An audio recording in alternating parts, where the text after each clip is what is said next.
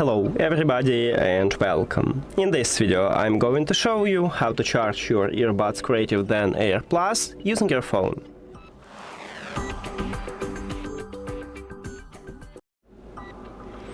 So basically we have two options how to charge it. The first one, use a cable, and you need to have for this USB-C to USB-C cable, but if your phone do not support USB-C, maybe you should have Lightning to USB-C or even micro USB to USB-C. Now connect USB-C cable to your phone, and at the bottom of the charging case we have USB-C port, so connect the second cable right to this port.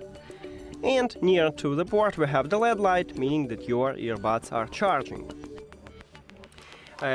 The second option is to use reverse wireless charging, but your phone should support this technology, because this earbud support wireless charging. So you need to go to the settings, then scroll down and click at the battery. At least on stock Android I have it here.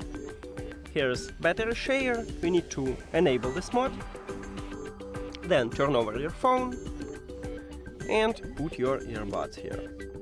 You need to find a good position, and then we see the LED light here, so it also works.